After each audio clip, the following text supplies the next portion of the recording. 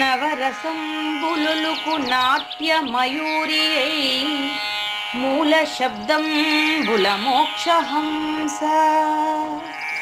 నవరసంబులుకు నాట్య మయూరియై మూల శబ్దంబుల మోక్షహంస. పరమ పవిత్రమౌ పరమాత్మ గీతయే నేడు నాట్యం వాడుచుండెగనుమా. పరమ పవిత్రమో పరమాత్మ గీతయే నేడు నాట్యం వాడుచుండెగనుమ. మునిరతనార్యులు మోదిల్లు శిష్యుండు, మునిరతనార్యులు మోదిల్లు శిష్యుండు సహజాచలుని కంఠ శబ్దరీతి. అజ్ఞానతిమిరంబులంతంబుజేయ అనాది బోధను వినుము ఆర్యులార. అజ్ఞానతిమిరంబులంతంబుజేయ అనాది బోధను వినుము ఆర్యులార. వినుము ఆర్యులార. తెలిపే జ్ఞానేశ్వరుల్ గీతం దివ్య రీతి. తెలిపే జ్ఞానేశ్వరుల్ గీతం దివ్య రీతి. ఆణిముత్యమీ గ్రంథము అచలులార. ఆణిముత్యమీ గ్రంథము అచలులార. ఆదరించిరి గీతను అచల ఋషులు గురుని వాక్కుగా గ్రహించి గురుతుగనుడు. ఆదరించిరి గీతను అచల ఋషులు గురుని వాక్కుగా గ్రహించి గురుతుగనుడు. హరి ఓం శ్రీ గురుభ్యో నమః. ఓం నమో భగవతే వాసుదేవాయ. ఓం నమో నారాయణాయ. ఈ గీతా జ్ఞానగ్న కార్యక్రమం మొదలై నిన్నటికి 919 రోజులు అయిందండి. ఈ రోజు 920 రోజులు. ఈ గీతా జ్ఞానగ్న కార్యక్రమం సంకల్పించి నిర్వహిస్తున్న శ్రీ విద్యాసాగర్ గురువు గారికి, శ్రీ వెంకటేశ్వర గురువు గారికి శ్రోతలందరి తరపున ధన్యవాదాలు, వందనాలు. ఈనాటి కార్యక్రమంలో పాల్గొన్న ఆత్మస్వరూపులైన శ్రోతలందరికీ కైవల్యాసం తరపున, అలాగే శ్రీ శివరామ దీక్షితుల వారి అచల యూట్యూబ్ ఛానల్ తరపున హృదయపూర్వక స్వాగతం, వందనాలు చెబుతూ గురువు గారిని ప్రారంభించమని కోరుతున్నానండి. సర్వము గురువుమయము, సర్వము గురువుమయము. భవరోగ వైద్యుడతడని తెలియుము. సకల విద్యల నిలయము దక్షిణామూర్తి అతడని తెలియుము. మూగవాని మాటను, ఈ మూగవాని మాటను శ్రోతలు కోటలు దాటింతురు.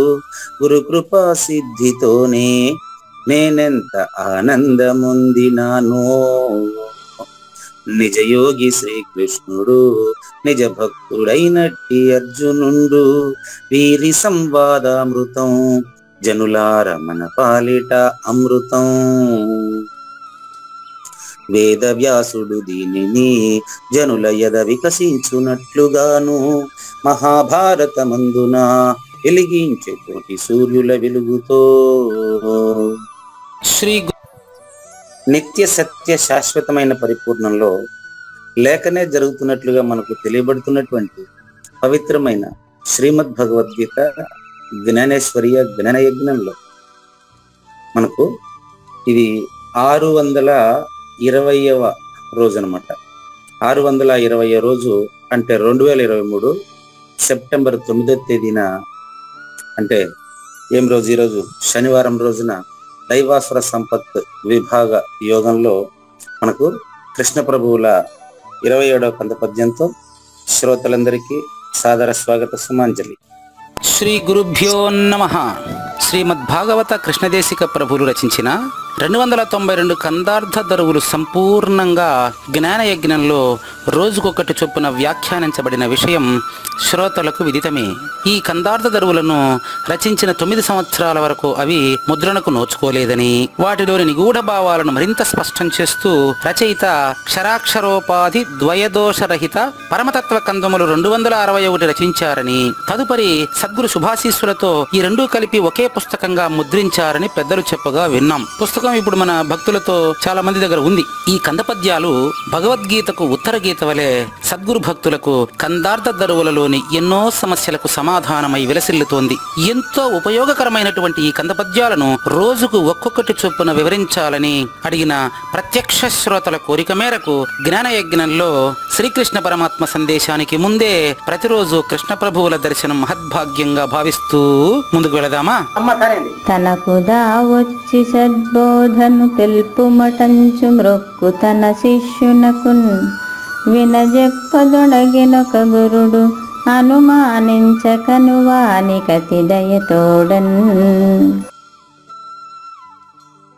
చూసారా, ఈవిడ దేవి కాదు, దేవి భాగవతంలో దేవి. ఈవిడ ఏమంటారు, మాయారహిత మణిద్వీపవాసిని. చూడండి, ఇవాళ 27, 2 + 7 లెక్కేసి చూసుకోండి. 27 అంటే 2 + 7 9. ఉత్తమ సారాంశం తెలియబడబోతుంది 620వ ఎపిసోడ్లో. బాగా గమనించండి. ఏంటా 27, 2 + 7 9గా అంత ఉత్తమ సందేశం ఏంటి అని మీరు ఒకసారి ప్రశ్నించినట్లయితే కొంచెం బాగా గమనించండి. తనకు తావచ్చి సద్బోధను తెలుపుమటంచు. ఎప్పుడు కూడా ముందుగా గురువు నాకు అవసరము అనే భావన శిష్యుని మదిలో మెదలాలనా, లేదా నేను ఎవరికైనా చెప్తే బాగున్నే అని గురువు కనిపించాలన్నా? చూడండి, రెండిట్లో సమాజంలో ఇప్పుడు ఏది ఉంది, మీకు ఏది కావాలని చెక్ చేసుకోండి, చూసుకోండి. తనకు తానే వచ్చి ఖచ్చితంగా బ్రహ్మ విద్యలో ఎప్పుడూ కూడా, ఎప్పుడైనా సరే, ఏ కాలంలోనైనా సరే, ఏ యుగంలోనైనా సరే, అయ్యా నేను జనన మరణాలతో విసిగిపోయినాననేటువంటి భావన శిష్యుడిలో కలిగినప్పుడు మాత్రమే అప్పుడు తనకు ఒక గురువు కూడా మాయగానే కనిపిస్తాడు, మాయలోనే కనిపిస్తాడు. మాయ అని అతనికి తెలియదు. ఇది ఇంపార్టెంట్, బాగా గమనించండి. ఇక్కడ కృష్ణ ప్రభువులు ఈ యొక్క 27వ కందపద్యాన్ని ప్రారంభించినటువంటి ఎత్తుగడ, శిల్పము ఒకసారి మీరు గమనించండి. ఎత్తుగడ అంటే ప్రారంభము, శిల్పము అంటే ఎంచుకున్న పరిపూర్ణ ప్రబోధను మనకు సూచన చేసే విధానమే శిల్పము. గుర్తుపెట్టుకోండి. ఎత్తుగడ అంటే ప్రారంభం. రేపు మీకు 2 కందపద్యాలని రేపు ఒకేసారి కలిపి చెప్పబోతున్నాం. ఒకటి గురువు, 2 శిష్యుడు. దానికి ముందుగా ఈ గురు శిష్యులు ఎక్కడి నుంచి వచ్చారు, గురు శిష్యులు అనేది 2 ఉన్నారా? ఇంతకీ గురు శిష్యాధికం నాస్తి అంటుంది అనంతోపనిషత్తు. కనుక కాస్త జాగ్రత్తగా గమనించండి. సమాజంలో 84 లక్షల జీవరాశుల్లో బుద్ధిజీవి అయినటువంటి మనిషి, జంతువునాం నరజన్మ దుర్లభం అన్నారంటే మిగతా జీవరాశుల్లాగా జీవిస్తున్నటువంటి జీవులలో ఒక్క మానవ జన్మ ఉత్తమము, మహోత్తమైంది. దాని సార్థకత, మానవ జన్మకు సార్థకత వెతుక్కునేటటువంటి జన్మ సార్థకత వెతుక్కునే జన్మే మానవ జన్మ. ఇది ఇప్పుడు మీ వల్ల తెలుస్తూ ఉండదు. చూడండి, జన్మకు సార్థకత వెతుక్కునే జన్మే మానవ జన్మ. అటువంటి మానవ జన్మలో ఏ మానవుడికైతే నేను జనన మరణ రహితము చెందాలి అని ఏ మానవుడికైతే అనిపిస్తుందో అతను ఏం చేస్తాడు? ముందుగా తనకు తావచ్చి సద్బోధను తెలుపుమటంచు. శిష్యుడు గురువు దగ్గరికి తనకు తానే పోయినాడా, లేదా ఎవరైనా వచ్చి పిలిస్తే పోయినారా? లెక్కేసుకోండి. వింటున్నటువంటి సర్వశ్రోతలు మనం ఇప్పుడు 30 మందికి పైన ఉన్నాం ఇదే క్లాస్లో. కొంచెం బాగా గమనించండి.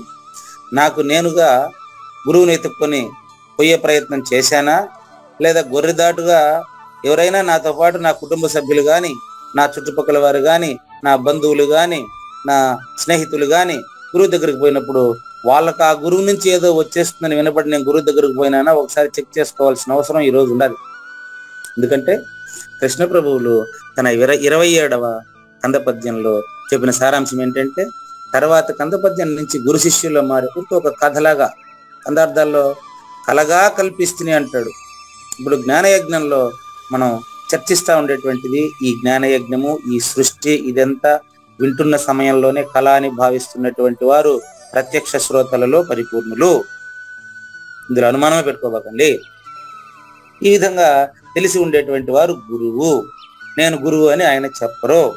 అటువంటి గురువు దగ్గరికి శిష్యుడు అంటే ఇక్కడ అర్థం ఏంటిదంటే జన్మరహితం పొందాలని పరితపిస్తున్న శిష్యుడు, సాధన సంపదతో పరితపిస్తున్న శిష్యుడు తనకు తానుగా వచ్చి సద్గురుమూర్తి దగ్గర ఏమడుగుతున్నాడు చూడండి.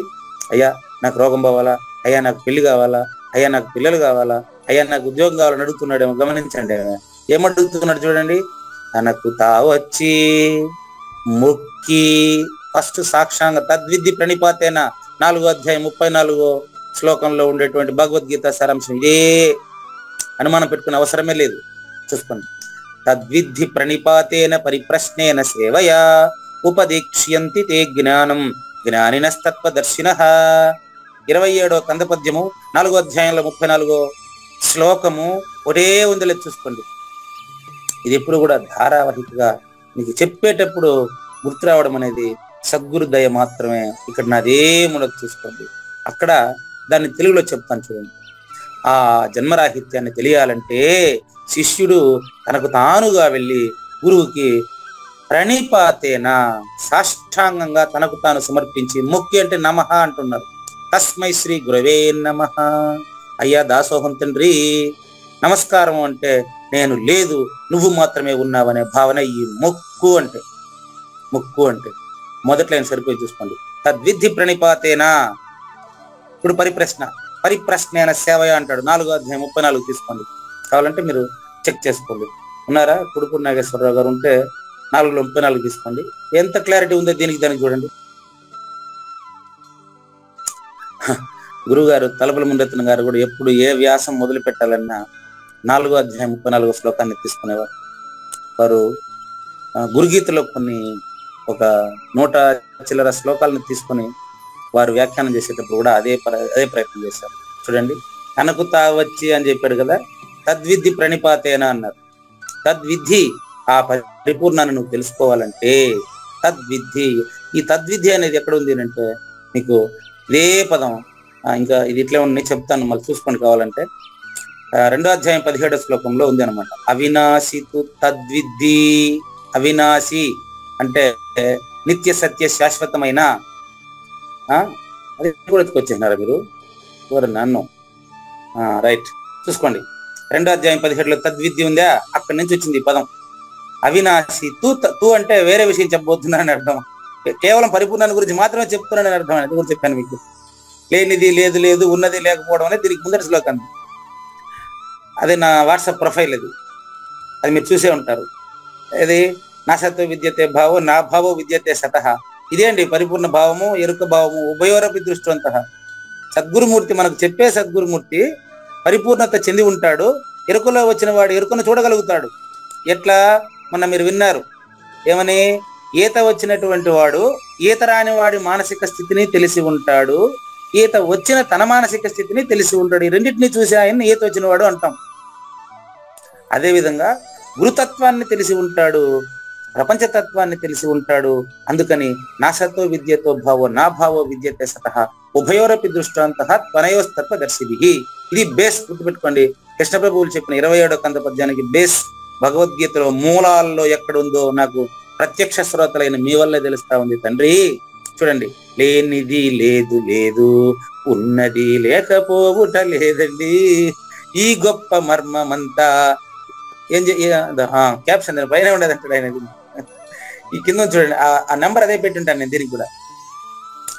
ఈ రెండు మర్మములను అంటే ఉభయోరపి దృష్టంతః తూ. ఎట్లా చెప్తున్నానంటే నిజ గురుడు తేటగా తెలియగలడు. 2 మర్మాలను 2 ఎందుకు పెట్టాను? ఉభయోరపి దృష్టంతః చెప్పారు కాబట్టి. 2వ అధ్యాయం 16వ శ్లోకంలో సూచన చేయబడినటువంటి పరిపూర్ణాన్ని తెలుసుకోవాలంటే ఏం చేయాలని పక్కన శ్లోకంలో ఏం చెప్పాడు? ఏమని? అవినాశితు తద్విద్ధి.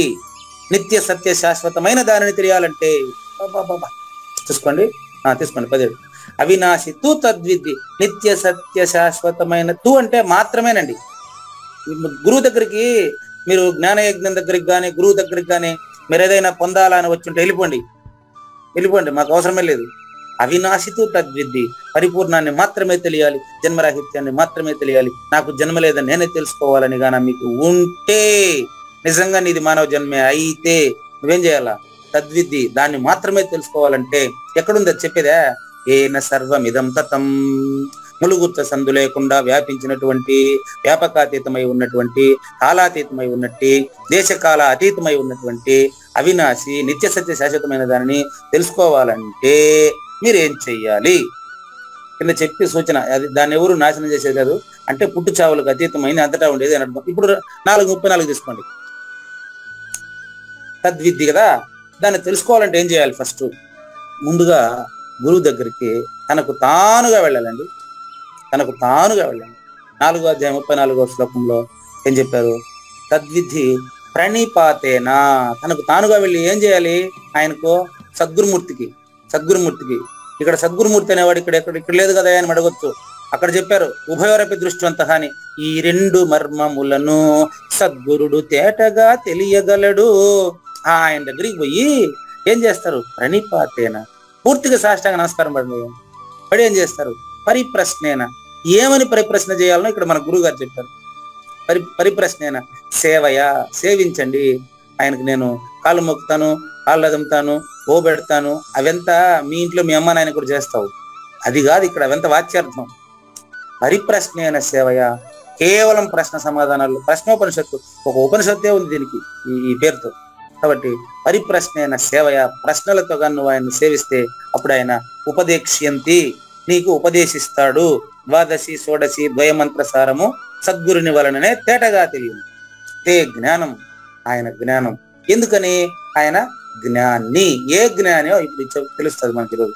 ఆయన జ్ఞానాన్ని నీకు చక్కగా ఉపదేశిస్తాడు.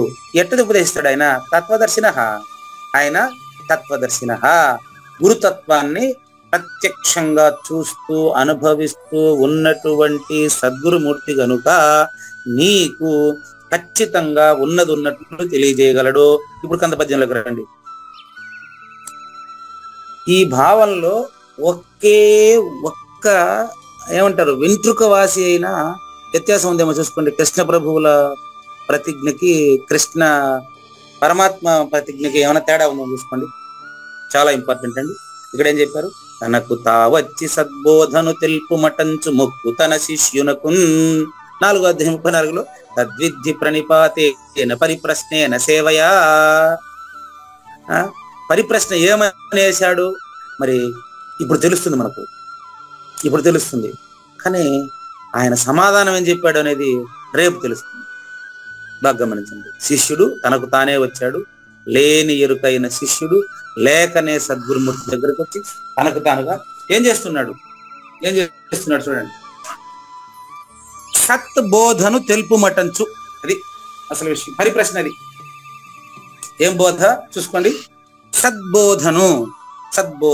అయ్యా, నాకు ఈ సమాజంలో ఉండే బోధలన్నీ విని విసిగిపోయినాను. ద్వైతం అంటారు, అద్వైతం అంటారు, విశిష్టాద్వైతం అంటారు, గానాపత్యం అంటారు, అయ్యప్ప స్వామి అంటారు, ఇంకేందో ఎర్రబట్టలు వేసుకుంటారు, ఓం శక్తి అంటారు. ఇంతమంది పోతున్నారు, చూస్తే ఎవరు ఏమి సాధించింది నాకు కనపడడం లేదు. అంతా జన్మమరణాలు సహజంగానే సజావుగానే సాగిపోతున్నాయి. నాకు వీటన్నిటి మధ్యలో ఈ గందరగోళం గజిబిజి పక్కన పెట్టండి.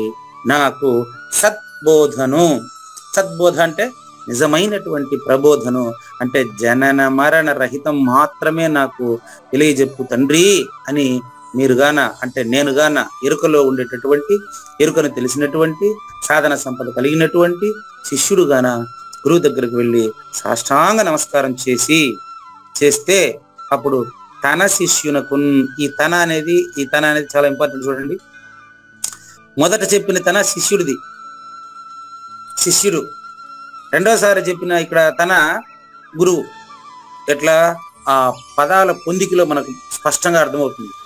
శిష్యుడు తనకు తానుగా వెళ్ళి, అయ్యా సద్గురుమూర్తి, మీ గురించి ఎక్కడెక్కడో విన్నాను, ముద్దులనైనను తోలుతురు, అసలు ఏ మాత్రం అక్షర జ్ఞానం లేని వాళ్ళని, చదువు లేని వాళ్ళని, భాష రాని వాళ్ళని, ఒక పద్యం కూడా నోరు తీరిసి చెప్పలేనటువంటి వాళ్ళని, లాంగ్వేజ్ కూడా సంబంధమే లేనటువంటి వాళ్ళని, ఏ భాషలో ఉండేవాడైనా భక్తితో మీ దగ్గరకు వస్తే మీరు అచల పరిపూర్ణుడు నువ్వేనని తెలియజేసేస్తారంటనే, తండ్రి మీరు నాకు సద్బోధన తెలుపు తండ్రి, నిజబోధను తెలుపుము, నిజమైనటువంటి ప్రబోధ, తావు పుట్టుకలు లేనిది, సృష్టికి అతీతమైంది, కాలాతీతమైంది, అదేందో ములుగుచ్చేదానికి సందు లేకుండా ఉండేదంటే, అది ఎప్పుడు ఉండదంటే, అది అందరికీ అన్ని చోట్ల ఒకే తీరుగా ఉండదంటే, దాన్ని మాత్రమే చెప్పు తండ్రి, ఎక్కడెక్కడో విన్నాను, నాకేం అర్థం కాలేదు, కాస్త మీరు చెప్పండి అని మొక్కుతున్నప్పుడు ఆ భావానికి దగ్గరగా వస్తేనే తన శిష్యుడు అవుతాడండి. నోటి మాటలతో ఇప్పుడు చాలా మంది సభల్లో ఏం చేస్తున్నారంటే, మధ్యలో డిస్టర్బ్ చేశాడని, ఇది ధారకు అడ్డం పడ్డాడని ఆయన ఏదేదో నేర్చుకుని వచ్చేసి ఉంటాడు, బట్టి పట్టేసి వచ్చి ఉంటాడు, మైకిలో దాన్ని చెప్పేటప్పుడు ఈయన అడ్డం పడతాడని, కూర్చోండి ముందు బాగా కూర్చొని ఏంటంటే అంటూ ఉంటాడు. అట్ట కాదు ఇది. శిష్యుడు తనకు తానుగా వచ్చి శిష్యుడు ప్రశ్నించేటువంటి ప్రశ్నలో సద్గురువు శిష్యుని గుర్తిస్తాడు. గురువు శిష్యుని గుర్తించేస్తే నీ కథ అయిపోయింది. ఇంకా నీ కంపల్సరీ జన్మరాహిత్యం, అనుమానమే లేదు. ఇంకా అది 6 నెలల సంవత్సరమా నీ శ్రద్ధ పైన ఆధారపడి ఉంటుంది, అది వేరే విషయం.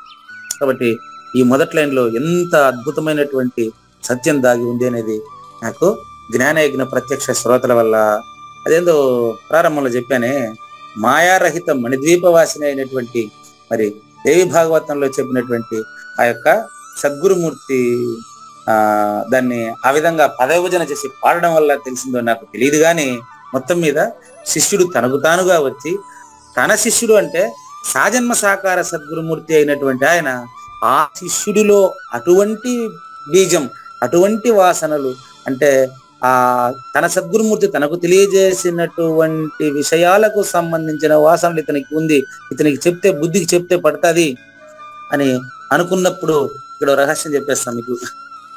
నాకు డిగ్రీ కాలేజీలో ఎంతమంది అయినా ఉండనే కానీ పాఠం చెప్పేటప్పుడు నాకు తెలియకుండానే ఈ బ్రహ్మ విద్యకు సంబంధించినటువంటి మాటలు వచ్చేస్తాయి. ఎందుకంటే నా సబ్జెక్ట్ అదే కాబట్టి, తెలుగు మాస్టర్ కాబట్టి. నేను చెప్పేటప్పుడు కుచేలోపాఖ్యానం కానీ ఇట్లా విషయాలు కొన్ని చెప్పేటప్పుడు అలవాకగా నాకు తెలియకుండా అటువంటి ప్రబోధ ఇక్కడ గంట సేపు మీ దగ్గర మాట్లాడతా కాబట్టి అది వచ్చేస్తాను. ఎవరైతే దాన్ని పట్టుకొని మళ్ళీ నన్ను వచ్చి ప్రత్యేకంగా అడుగుతారో వాళ్ళ సశిష్యుడు, అది వాళ్ళకి తెలియదు. అప్పటికి తెలియదు వాళ్ళకి గురువు శిష్యుడు అనే మాట కూడా అర్థం కూడా తెలియదు, వాళ్ళు సశిష్యుడు అనమాట. అప్పుడు ఏం చేయాలి నేను వాళ్ళకి? వెంటనే నా దగ్గర ఇప్పుడు లేదు ఇచ్చేదానికి కూడా, పరిపూర్ణ దర్శిని, పాంచజన్యం, ఈ 2 ఇస్తా వాళ్ళ దగ్గర. ఇప్పుడు పరిపూర్ణ దర్శనం లేదు, అంతా ఎక్కడెక్కడో అయిపోయింది, దానికి సప్లై లేదు. అది ఫస్ట్ ఇచ్చేసి, అమ్మ దీన్ని ముందు మీరు చదువుకొని ఆ తర్వాత ఏమైనా ఉంటే అడగండి అంటే, అప్పుడు వాళ్ళు చదువుకొని ఆటోమేటిక్గా వచ్చేస్తారు. అప్పుడు నేను చెప్తాను అనమాట, మీకు ముందు డిగ్రీ అయిపోయి ఆ తర్వాత మీకు సాజన్మ సాకార సద్గురుమూర్తి దొరుకుతాడు, అది నేననే లేదమ్మా, ఎవరో ఒకరు దొరుకుతారు మీకు, అప్పుడు మీరు కడతేరుతారు అని చెప్పేటాడు అనమాట. ఎందుకు ఇదంతా చెప్పాల్సి వచ్చింది చెప్పండి? తనకు తావచ్చి మొక్కు తన శిష్యునికి. క్లాస్లో వాళ్ళు రెస్పాండ్ అయ్యేదాన్ని బట్టి నాకు తెలిసిపోతుందండి. క్లాసులో వాళ్ళు మామూలుగా పాఠానికి పరీక్ష కోసం చదువుతున్నాడా, పరమార్థం కోసం చదువుతున్నాడా అనేది మనకు అర్థమైపోతుంది.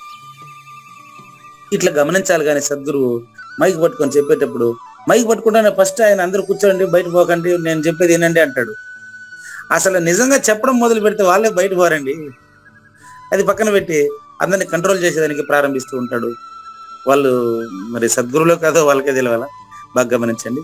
శిష్యుడు తనకు తానుగా వెళ్ళి అటువంటి సద్గురుమూర్తిని ఆశ్రయించి, నిజానికి అటువంటి సద్గురుమూర్తిని ఆశ్రయించాడు అంటేనే ఆ గురువు మదిలో ఇతను ఇంకంతే దృష్టిలో పడ్డాడు. అప్పుడు ఏం చేశాడు ఆయన? ఒకసారి గమనించండి. సెకండ్ లైన్ చూడండి. వినజెప్పదొనగెను. బ్రహ్మ విద్య చెప్పడం మొదలు పెట్టేశాడంట. చాలా ఇంపార్టెంట్. వినజెప్పదొనగెను. ఎక్కడి నుంచి వినజెప్పాలి ఆయన? ఈ కందార్థం పట్టుకో, ఆ కందార్థం పట్టుకో, 10 కందార్థాలు బట్టి పట్టు, 4 శ్లోకాలు కంఠస్థం పెట్టు, నీకు ప్రార్థనా విధానం రావాలా, ఇది కాదుడా.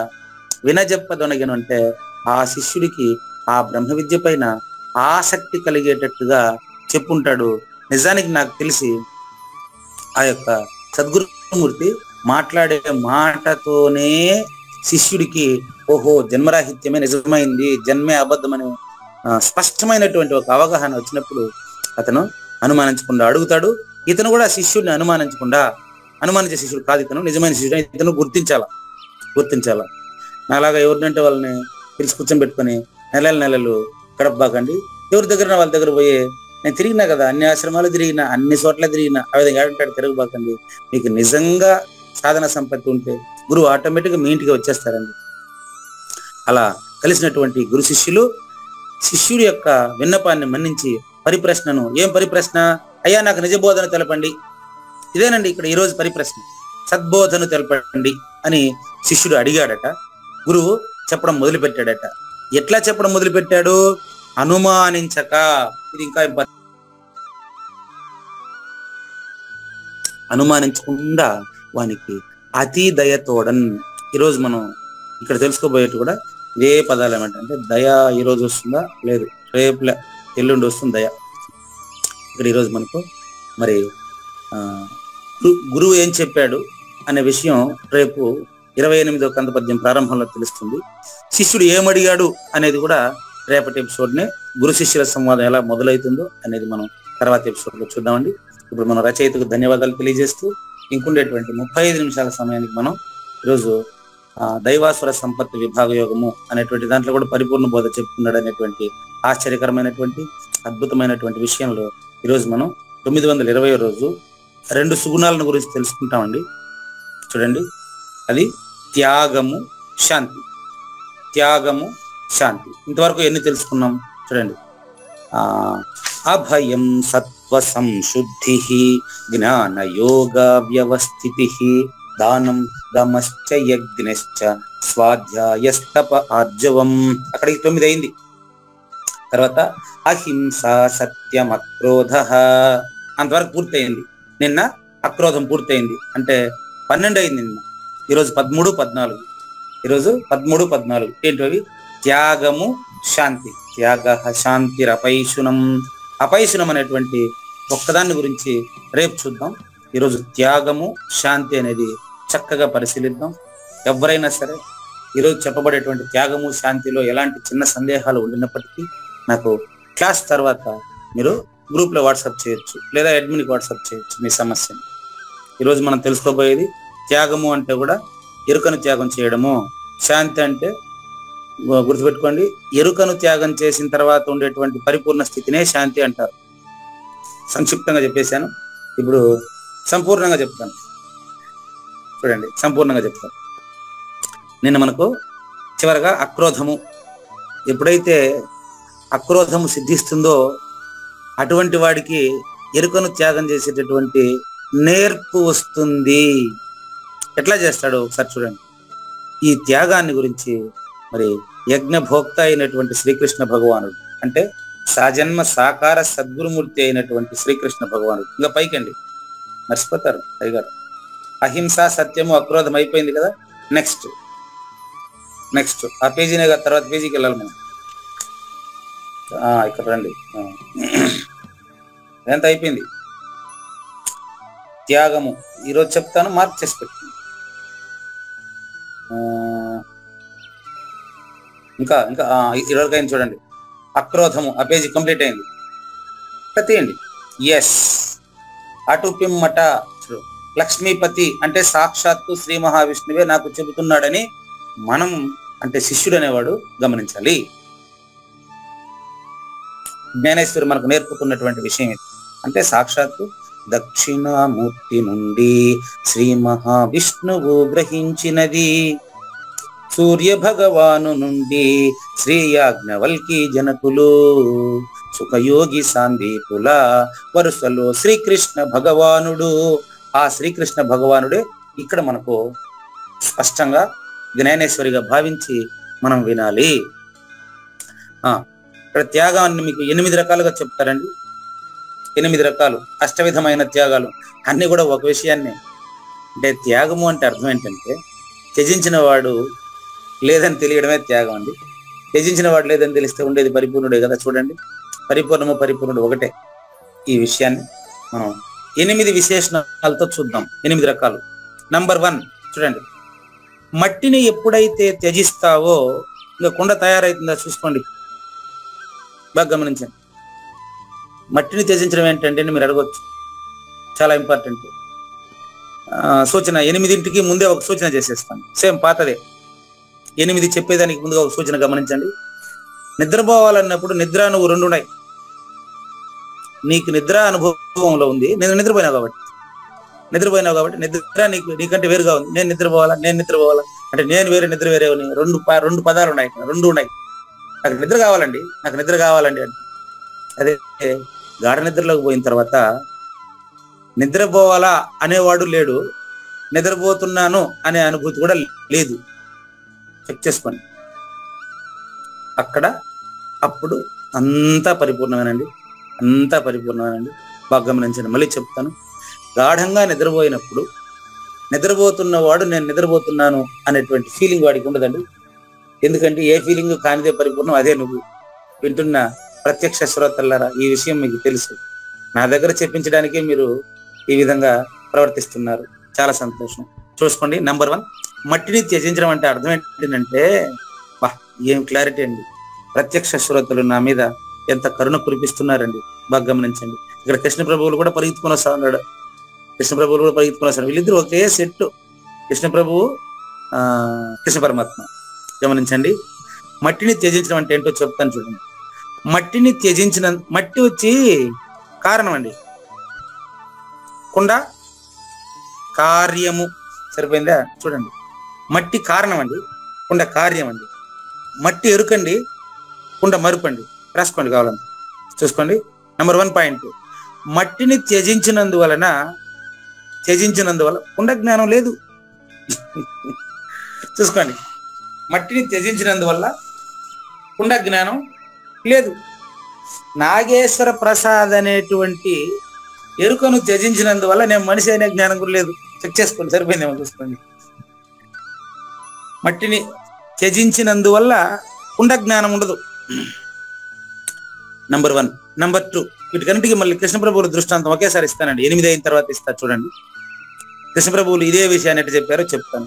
ఎందుకంటే చాలా మంది ఒక ఆయన కృష్ణప్రభువుల పద్యం వాడకూడదా, అంత పద్యం వాడకూడదా అంటే, వాడతాము. కృష్ణప్రభువుల పద్యం వాడొద్దని ఎవరు చెప్పినారు? వాడేదానికి ఆయన రాసింది. కానీ అది నీ అనుభవంలో ఉందా? చెక్ చేసుకో తండ్రి. నీ అనుభవంలో లేకుండా వాడితే లేచి వెళ్తా ఉంటారు అంతే, ఎవరు వినరో. గుర్తుపెట్టుకోండి. నంబర్ 1, మట్టిని త్యజించినందువలన కుండ జ్ఞానం ఉండదు. ఎరుకను త్యజించినందువల్ల ఇంకా మర్చిపోవడం ఉండదు. ఎందుకంటే నిజమైన పరిపూర్ణ ఎరుకైంది వాడికి. పట్టుకోండి. నంబర్ 2, త్యాగము అనే దాంట్లో 2వ పాయింట్.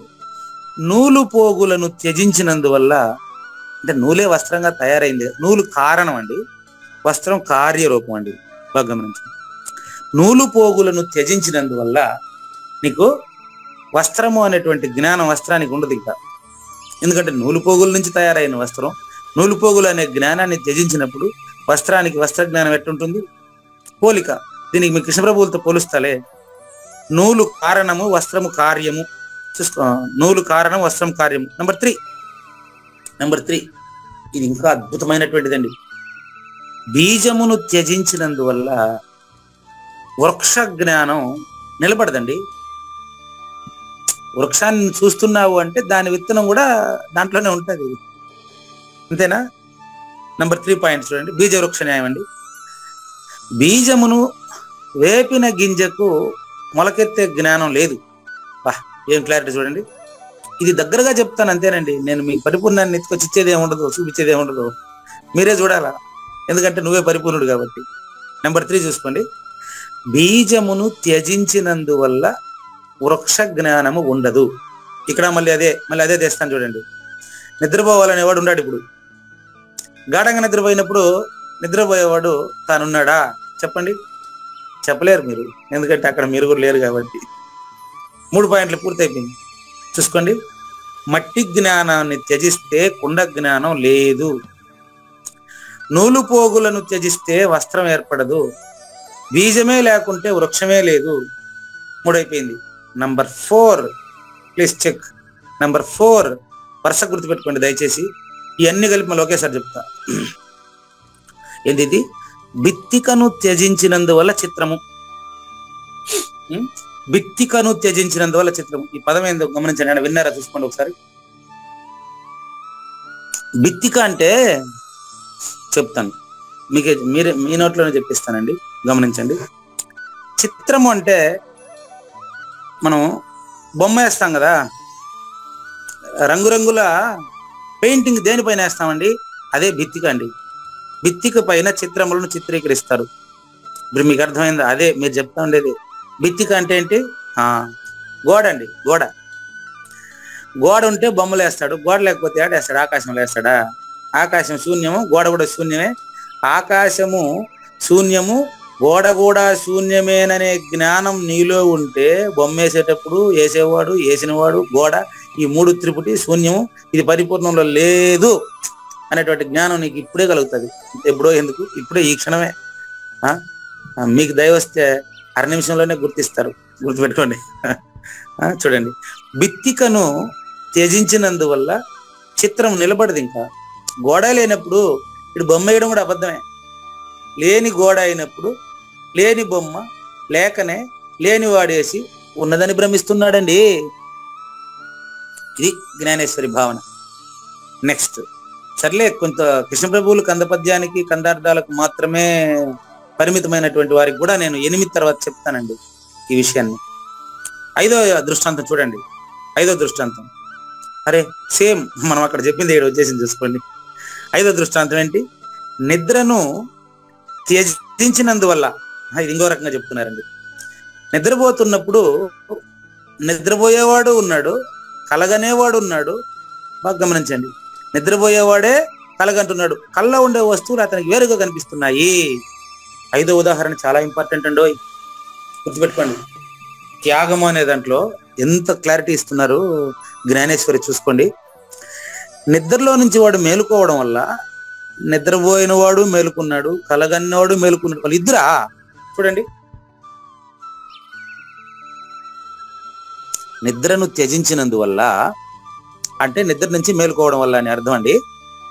నిద్రను వదిలేయడం అంటే ఏదైనా వస్తువును వదిలేసి రావడమా? కాదు. నిద్రను త్యజించినందువల్ల నిద్రపోయేవాడు మేలుకున్నాడు, కలగనేవాడు మేలుకున్నారు, కలగనేటువంటి వస్తువులు కూడా లేనివైనాయి అని నేను చెప్పాలి. ఇంకా నిద్రను త్యజించినందువల్ల దాని ఎందుకు కనిపించే సర్వ విషయాలు కూడా లేనివైనాయా లేవా? చూడండి, నిద్రను త్యజించినందువల్ల నిద్ర మేలుకున్నవాడు నిద్రలో ఉండే విషయాల నుంచి కూడా మేలుకున్నాడా లేదా? ఏమండి కావూరు నాగేశ్వర ప్రసాద్ గారు, మీరు మాత్రం అవునండి మేలుకున్నానండి, నిజమే, మరి నాకు పరిపూర్ణం అంటే చెప్పండి అంటే చెప్పండి అంటే కుదరదు. అది నేను చెప్పేది కాదు, నీలోనే తెలియబడుతుంది. చూడండి, నువ్వుగానే తెలియబడుతుంది. చూడండి, నిద్రను త్యజించినప్పుడు నిద్రలో ఉండేటువంటి అంటే కలగంటున్నప్పుడు ఉండే విషయాలన్నీ కూడా లేనివైనాయి. 5 పూర్తయిపోయినాయి, గమనించండి. 6 ఇంకా స్పష్టమైన, సులభమైన, సూటి అయిన ఎగ్జాంపుల్ 6 బాగా గమనించండి. జలము కారణం అండి, గుర్తుపెట్టుకోండి. ఇక్కడ అద్భుతమైన ఎంత 90 నుంచి 94 వరకు వరుసగా 4, 5 మొత్తం కందపద్యాలు ఇదే విషయం గురించి చర్చిస్తాడు కృష్ణప్రభు కూడా. చూసుకోండి, ఇక్కడ ఈరోజు అదే విషయాన్ని చెప్తున్నాడు సింపుల్ గా. జలము అంటే కారణము, దేనికి? చేపకి. అదేవిధంగా అలకి, చేపకి, అలకి జలమే కారణంగా తెలుస్తుంది మనకు. జలమే అల, అలే జలం. కానీ జలము అనే కారణాన్ని గాన త్యజిస్తే, జల జ్ఞానం నశిస్తే తరంగ జ్ఞానం ఏడుంటుంది చెప్పండి? జలము అనేటువంటి జ్ఞానం నశిస్తే తరంగ జ్ఞానం ఉంటుందా? చూడండి, 6 పాయింట్లు అయినాయండి. నీళ్ళే లేనప్పుడు అలా కూడా లేనిదైందో లేదు చూసుకోండి, గమనించండి. ఆలోచించే నువ్వే లేనప్పుడు ఆలోచన కూడా లేనిదవుతుంది. ఇది దాని అర్థం. తరంగములు అంటే ఆలోచన తరంగములు అండి. పూజారి వెంకటేశానిది ఆలోచన. ఆలోచించేవాడు లేనప్పుడు పూజారి వెంకటేశ్ నిలబడతాడా అంటే ఉనికి ఉంటుందా వాడికి? 6 పాయింట్లు అయిపోయినాయి. లాస్ట్ పాయింట్ 2 ఉన్నాయి.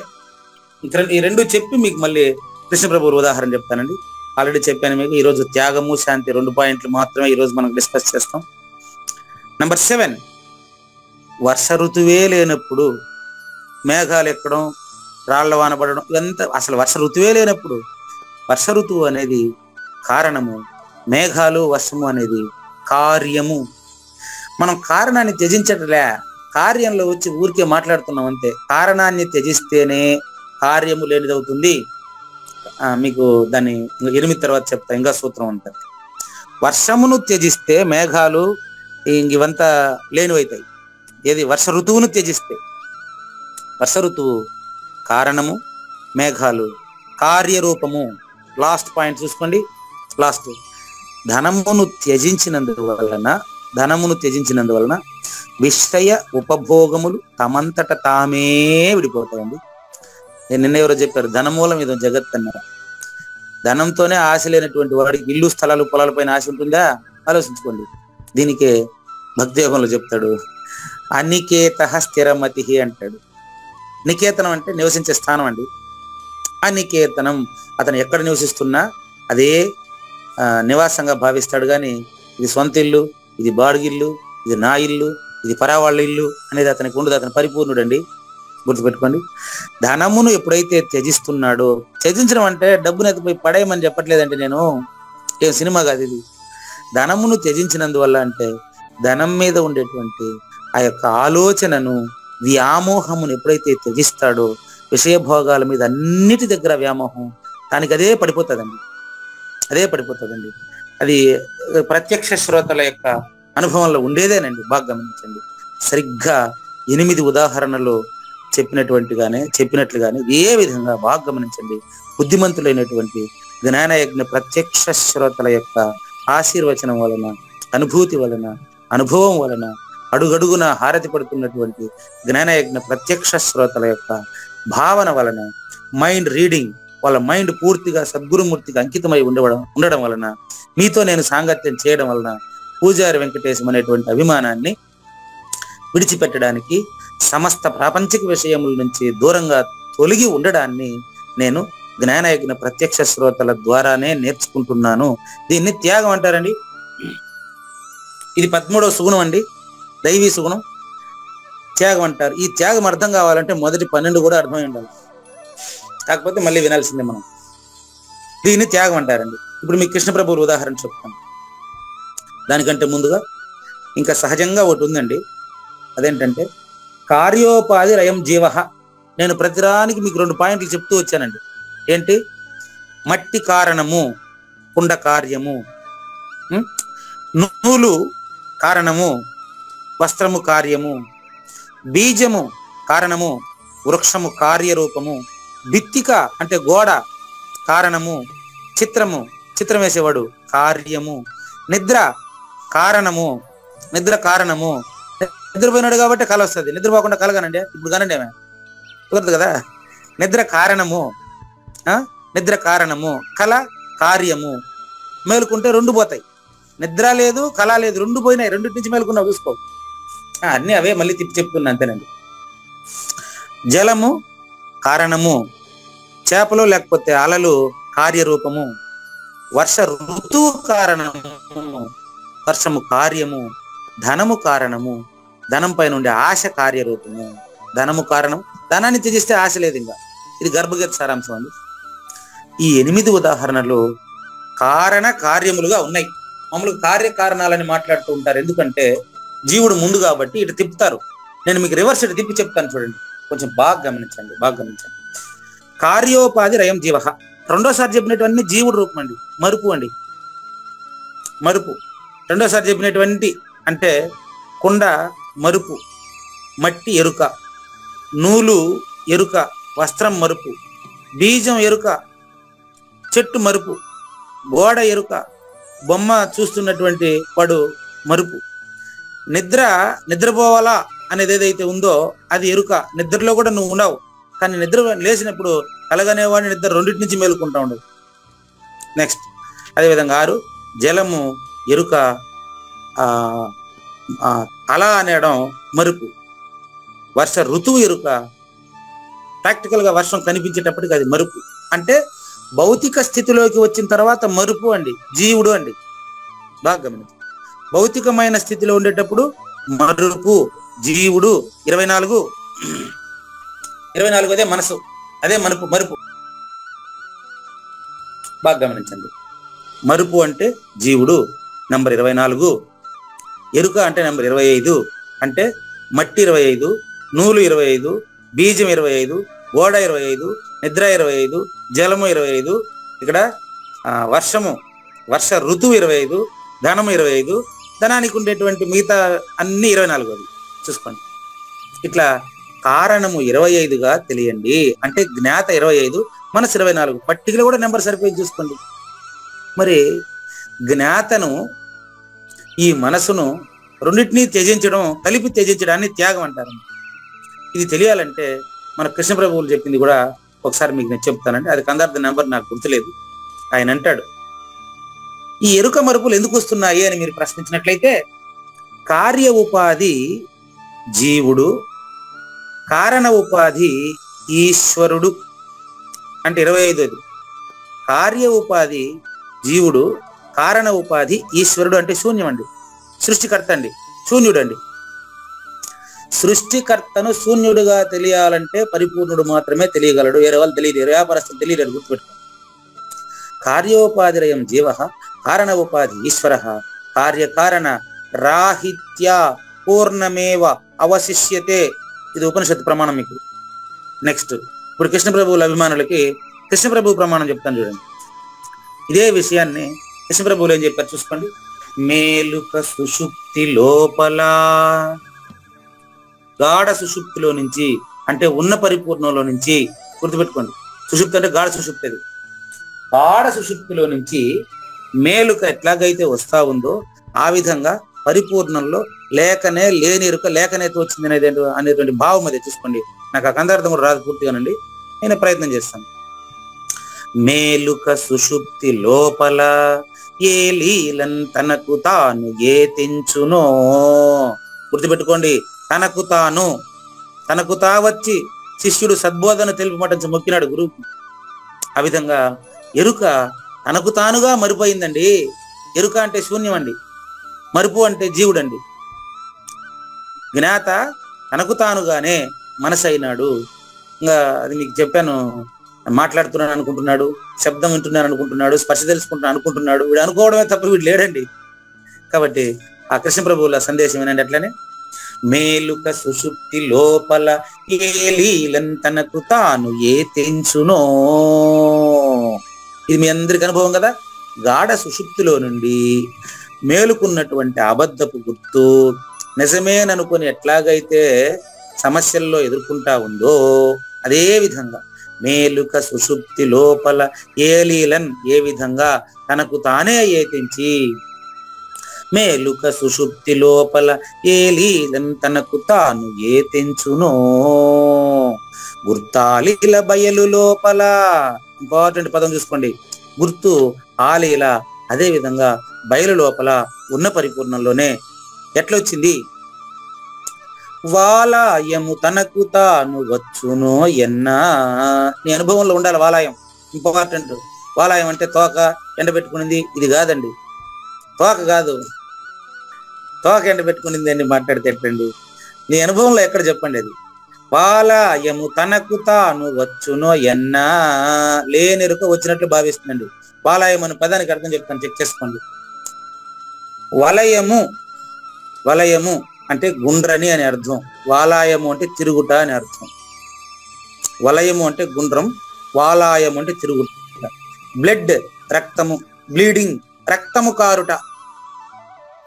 బ్లడ్ అంటే రక్తం అండి, బ్లీడింగ్ అంటే రక్తము కారుట అని అర్థం. గుర్తుపెట్టుకోండి, 2 పదాలడా. బ్లడ్ అంటే ఒక పదం, బ్లీడింగ్ అంటే కూడా ఒకే పదమే, కానీ తెలుగులోకి రాసినప్పుడు 2 వస్తాయి. ఎట్లా?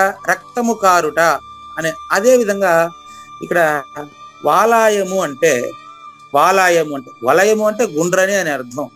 వాలాయము అంటే తనకు తానే ఎరుక మరుపై ప్రవర్తిస్తూ ఉంది. ఆ ఎరుక పరిపూర్ణ గురుమూర్తి ద్వారా త్యజించవలసిన అవసరం ఉంది. ఎట్లా? తనకు తానుగా. ఎవరు? మరుపుగా గుర్తిరిగిన వాడే, ఎరుక మరుపులను గుర్తిరిగిన వాడే తనకు తానుగా త్యజించాలండి. ఇది తత్వబోధ. చూసుకోండి. మేలుక సుషుప్తి లోపల ఏ లీలను తనకు తాను ఏతించెనో. ఎట్లాగైతే మీకు ప్రతిరోజు గాఢ నిద్రలో నుంచి మెలకువలోకి వచ్చి ఈ ప్రపంచమంతా నిజము అని నమ్మేసి నాది, నేను, నాది అని ప్రవర్తిస్తా ఉందో, ఏ విధంగా బట్ట బయలైన పరిపూర్ణ పట్టబయలైన పరిపూర్ణంలో అబద్ధపు గుర్తు అంటే అబద్ధపు గుర్తు ఆ లీల అదే విధంగా తనకు తానుగా ఏతించి వచ్చి హెచ్చి సచ్చునోయన్నా. అది వచ్చింది అంటే జాతస్య మరణం ధ్రువం జన్మ మృతస్య చ, పక్కన అది కూడా ఉంది. వచ్చి హెచ్చి సచ్చునోయన్నా. నేను కాదు, కృష్ణప్రభువులు వాడుతున్నారు సచ్చును పదం, ఊరికి నేర్చిన మాటలు మాట్లాడబాకండి. వచ్చి హెచ్చి చచ్చును అంటే వచ్చి అంటే పుట్టి, హెచ్చి అంటే పెరిగి, సచ్చును అంటే ఒకరోజు చచ్చిపోతుంది. ఏది పుట్టింది చచ్చిపోతుంది, గుర్తుపెట్టుకొని. పుట్టని వాడు తండ్రి. జ్ఞానయజ్ఞ ప్రత్యక్ష శ్రోతల్లారా, సద్గురుదేవుల్లారా, సద్గురు భక్త జనులారా, అనన్య భక్తుల్లారా, భగవన్ నిలయము భక్తుని హృదయంలోనే. భక్తుని హృదయమే భగవన్ నిలయం అన్నారు. నేను సద్గురు భక్తులు జ్ఞానయజ్ఞ ప్రత్యక్ష శ్రోతల హృదయాల్లోనే భగవంతుణ్ణి చూస్తున్నాను, నేరుగా చూస్తున్నాను, గమనించండి. కాబట్టి వచ్చి తెచ్చి సచ్చే లోపల మనము ఈ మానవ జన్మలో మళ్ళీ పంచభూతాల్లో కలిసే లోపల వచ్చి తెచ్చి సచ్చునోయన్న ఈ లోపల బయలుండ చూసితే ఎక్కడ సద్గురుమూర్తి ద్వారా రేపు చూడబోతున్నాం. రేపు అద్భుతమైన ప్రబోధ కృష్ణ ప్రభు మొదలెట్టబోతున్నాడు, గురువు స్టార్ట్ చేస్తున్నాడు. అప్పుడు మనం చూడబోతున్నాం, దాన్ని ప్రత్యక్షంగా చూడబోతున్నాం. గుర్తాలీల బయలు లోపల వాలాయము తనకు తాను వచ్చి హెచ్చి సచ్చి సస్తే మళ్ళీ వస్తుంది, గుర్తుపెట్టుకోండి. అదే కదా, దేహినోస్మిన్ యదా దేహే కౌమారం యవ్వనం జర తథా దేహాంతర ప్రాప్తి ధీరస్తత్ర నముహ్యతే. ఈ కందార్థం ఇదే కాదా? ఈ యొక్క కందార్థంలో భావమే ఆ శ్లోకం కాదా? చూసుకోండి ఒకసారి. బాల్యము, యవ్వనము, కౌమారము, దేహాంతరం, మరో దేహాన్ని ధరించడం. వచ్చి హెచ్చి సచ్చి, వచ్చి హెచ్చి సచ్చి, వచ్చి హెచ్చి సచ్చి, వచ్చి హెచ్చి సచ్చి అంటే వస్తుంది, హెచ్చుతుంది, సస్తుంది, మళ్ళీ వస్తుంది. దాన్నే వాలాయం అన్నారు కృష్ణ ప్రభువులు, గుర్తుపెట్టుకోండి. నాకు ఒక కందార్థం చెప్పాలంటే 10 రోజులు కావాలి. మీరు ఎట్లా బట్టేసి ఇది వచ్చా నీకు అది వచ్చా అంటే ఎట్లా చెప్తాను? ఒక కందార్థం నాకు కానీ మీకు ఎక్స్ప్లెయిన్ చేయాలంటే నాకు 10 రోజులు కావాలా. దానికి అర్హులైన వాళ్ళు ఉంటేనే, లేకపోతే నేను కూడా చెప్పలేను. గుర్తుపెట్టుకోండి. వచ్చి హెచ్చి సచ్చి, మళ్ళీ వచ్చి హెచ్చి సచ్చి. ఇది ఎరుక స్వభావము, కార్యకారణ స్వభావము. కారణము కార్యమవుతుంది, కార్యం కారణంలోకి పోతుంది, మళ్ళీ కార్యం అవుతుంది, మళ్ళీ కారణంలోకి పోతుంది. ఇది సృష్టి యొక్క ధర్మమై ఉంది. దీన్ని సృష్టి ధర్మం అంటారు, జాగ్రత్త గుర్తుపెట్టుకోండి. కాబట్టి వచ్చి హెచ్చి సచ్చే ఈ లోపల బయలుండగా చూచితే, బయలుండగా చూడడమే ఇక్కడ జ్ఞానేశ్వరు చెప్తా ఉండేది.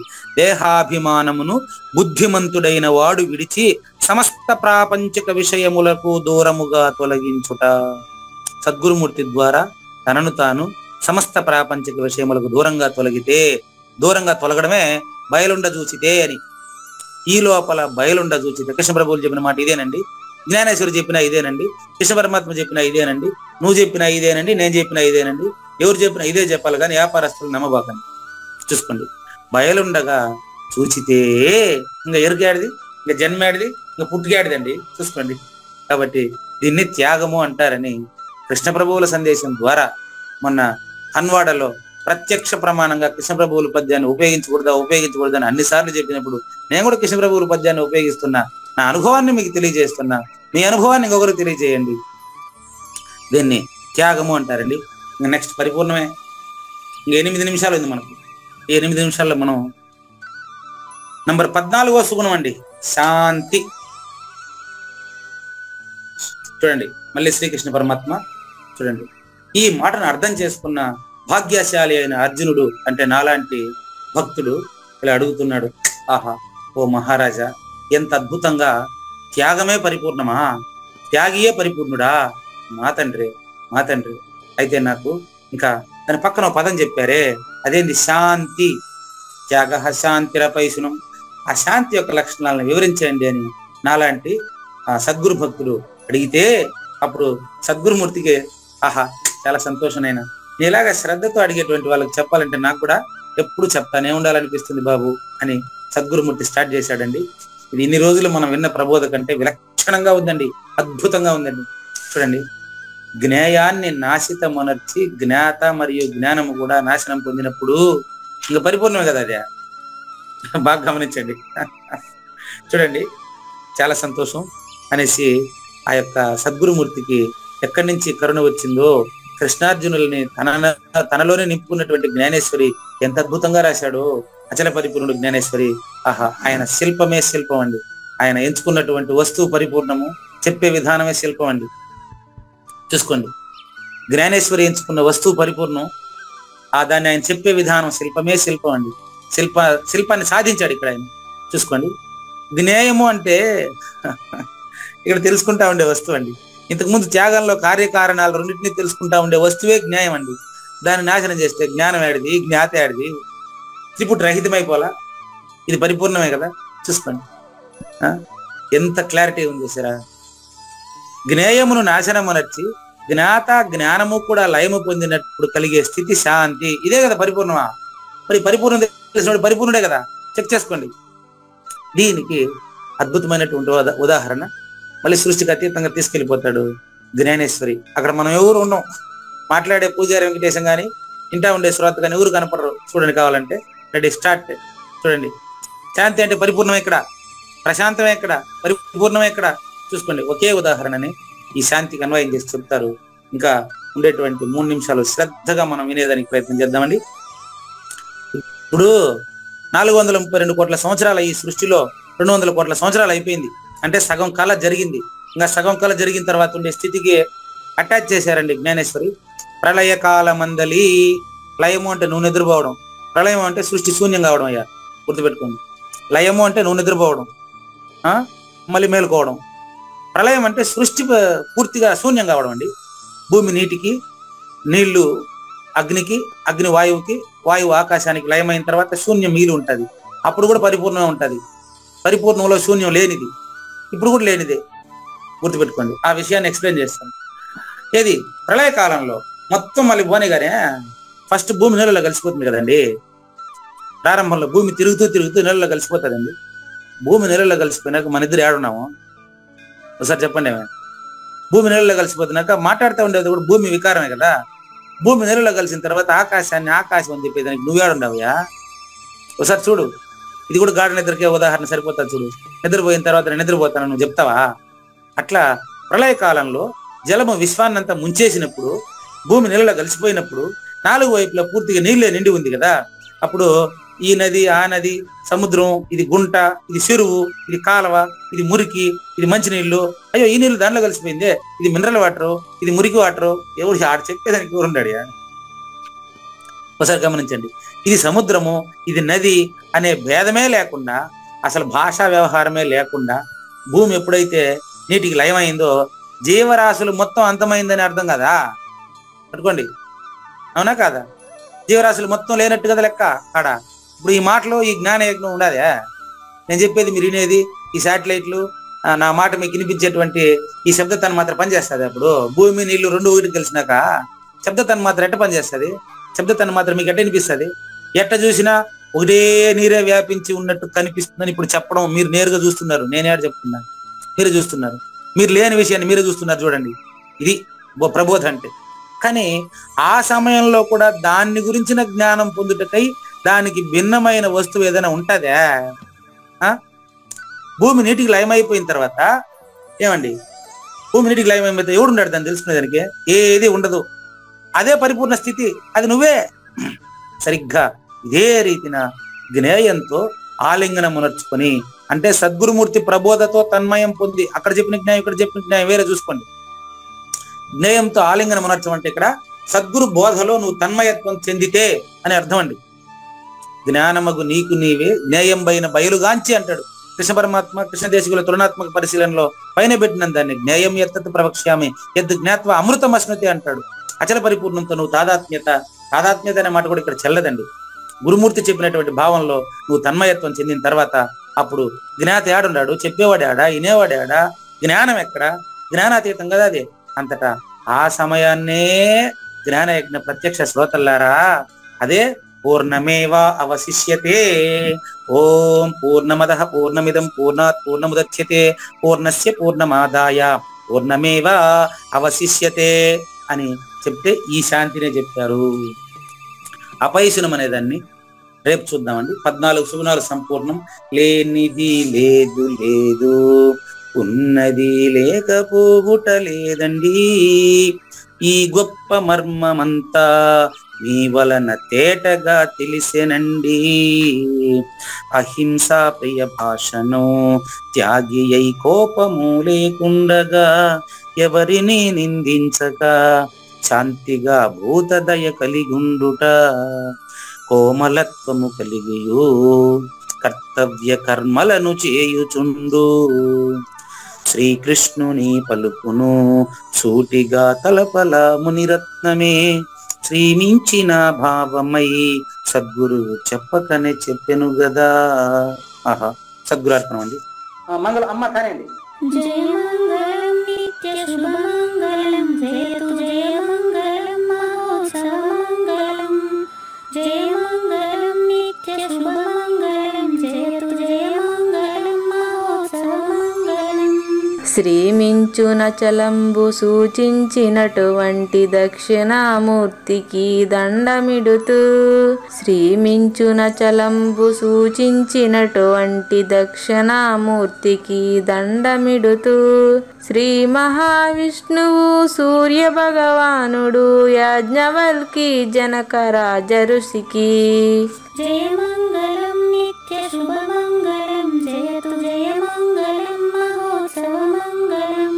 అయం వ్యర్థ బాహ్య కోపి నభవతి అనే సుఖయోగి సాంది పరుసుల వరుస. అయం వ్యర్థ బాహ్య కోపి నభవతి అనే సుఖయోగి సాంది పరుసుల వరుస. దీనినే శ్రీకృష్ణ పరమాత్మ వద్దనే ఎరిగరిగిన ఉద్ధవార్జునులకు జయ మంగళం నిత్య శుభమంగళం జయతు జయ మంగళం మహోత్సవ మంగళం. శ్రీ అల్లమా ప్రభు బసవేశ్వరుండును బ్రహ్మానంద రామానంద స్వామి. శ్రీ అల్లమా ప్రభు బసవేశ్వరుండును బ్రహ్మానంద రామానంద స్వామి. నవరసాలు లిఖించు నాట్యమయూరిగా గీతను మలచిన జ్ఞానేశ్వరులకు జయ మంగళం నిత్య శుభమంగళం జయతు జయ మంగళం మహోత్సవ మంగళం. కబీరు దాసుడు సహజానంద గురుడు రామావధూతయు రాజితముగా. కబీరు దాసుడు సహజానంద గురుడు రామావధూతయు రాజితముగా. అంబికా శివయోగి శ్రీవేమన నిరంజన వెంకయ్య తిరువెంగళార్యులకును జయ మంగళం నిత్య శుభమంగళం జయతు జయ మంగళం మహోత్సవ మంగళం. శ్రీ బృహద్వాశిష్ట సిద్ధాంతమును చేసి జనన మరణ భ్రాంతి జడుపు బాపి. శ్రీ బృహద్వాశిష్ట సిద్ధాంతమును చేసి జనన మరణ భ్రాంతి జడుపు బాపి. అచల సాంప్రదాయమవనిలో నెలకొలిపి అందించినట్టి శివరాములకును జయ మంగళం నిత్య శుభమంగళం జయతు జయ మంగళం మహోత్సవ మంగళం. మెప్పైన బోధల తిప్పలు బాపిన అప్పయ్య మంత్రియు అచల గురులు. మెప్పైన బోధల తిప్పలు బాపిన అప్పయ్య మంత్రియు అచల గురులు. పరశురామ సీతారామ స్వామి ప్రభులు నరసింహ యోగి గురువర్యులకును జయ మంగళం నిత్య శుభమంగళం జయతు జయ మంగళం మహోత్సవ మంగళం. కంద కందార్థముల నందించి బృందముకు రంది పాపిన కృష్ణ ప్రభువునకును. కంద కందార్థముల నందించి బృందముకు రంది బాపిన కృష్ణ ప్రభువునకును. పలుకుల కందనిది పరబయలు ఇది అని పలికిన ఫీల్కాన లక్ష్మణునకు జయ మంగళం నిత్య శుభమంగళం జయతు జయ మంగళం మహోత్సవ మంగళం. ఫీల్కాన లక్ష్మణుల ప్రియ శిష్యవర్యుండు అవధూతయని పేరావనియందు. ఫీల్కాన లక్ష్మణుల ప్రియ శిష్యవర్యుండు అవధూతయని పేరావనియందు. పాఠాలు నేర్పించి పీఠాలు ఏర్పరచి శంఖబాపిన వెంకటేశ్వర వధూతకు జయ మంగళం నిత్య శుభమంగళం జయతు జయ మంగళం మహోత్సవ మంగళం. బట్ట బయలున ఎరుక పుట్టనే లేదని బాలాజీ సింగు ఈ కీలు తెలిపే. బట్ట బయలున ఎరుక పుట్టనే లేదని బాలాజీ సింగు ఈ కీలు తెలిపే. మూలమూలేనట్టు ఎరుకేమి లేదని తెలియజెప్పిన మునిరత్నమార్యులకును. జయమంగళం నిత్య శుభమంగళం జయతు జయమంగళం మహోత్సవమంగళం. నరస్వప్నము వంటి సురస్వప్నమిది అని పరిపూర్ణ దర్శినిని ప్రకటపరచి. నరస్వప్నము వంటి సురస్వప్నమిది అని పరిపూర్ణ దర్శినిని ప్రకటపరచి. సహజాచల రాజయోగి సద్గురు కృపచ సాంప్రదాయక గురుల సరసన జేరే. జయమంగళం నిత్య శుభమంగళం జయతు జయమంగళం మహోత్సవమంగళం. నిష్కల్మషానంద నిజ గురుని శిష్యుండు లింగమూర్తి లిపిని పొందుపరచి. నిష్కల్మషానంద నిజ గురుని శిష్యుండు లింగమూర్తి లిపిని పొందుపరచి.